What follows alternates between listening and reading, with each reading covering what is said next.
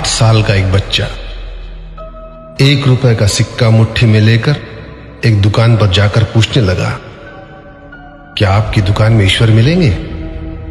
दुकानदार ने यह बात सुनकर सिक्का नीचे फेंक दिया और बच्चे को निकाल दिया।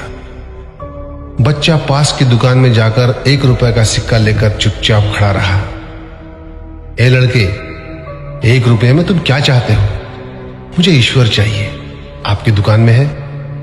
दूसरे दुकानदार ने भी भगा दिया, लेकिन उस अबोध बालक ने हार नहीं मानी। एक दुकान से दूसरी दुकान, दूसरी से तीसरी, ऐसा करते करते कुल 40 दुकानों के चक्कर काटने के बाद एक बूढ़े दुकानदार के पास पहुंचा।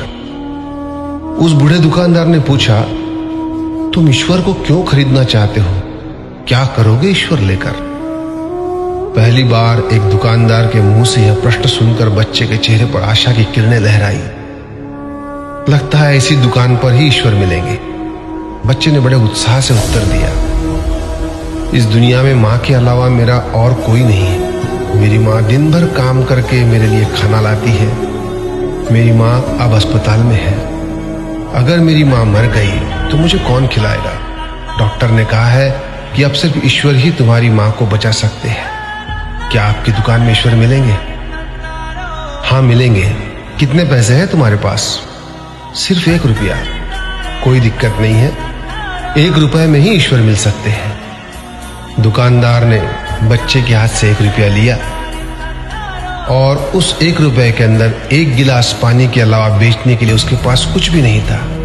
इसलिए उस बच्चे को फिल्टर से 1 गिलास पानी भरकर दिया और कहा, यह पानी पिलाने से ही तुम्हारी माँ ठीक हो जाएगी।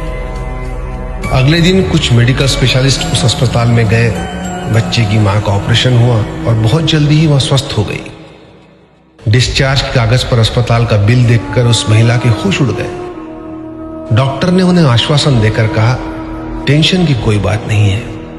एक वृद्ध सज्जन ने आपके सारे बिल चुका दिए हैं, साथ में एक चिट्ठी भी दी है। महिला चिट्ठी खोलकर पढ़ने लगी।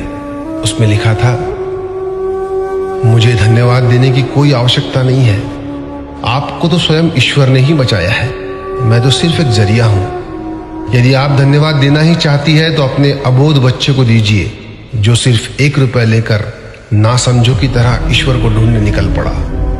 उसके मन में यह दृढ़ विश्वास था कि एकमात्र ईश्वर ही आपको बचा सकते हैं। विश्वास इसी को कहते हैं। ईश्वर को ढूंढने के लिए करोड़ों रुपए दान करने की जरूरत नहीं होती। यदि मन में अटूट विश्वास हो तो वे 1 रुपए में भी मिल सकते हैं। आइए इस महामारी से बचने के लिए हम सभी मन से ईश्वर को ढूंढें, उनसे प्रार्थना करें। आपका दिन शुभ हो।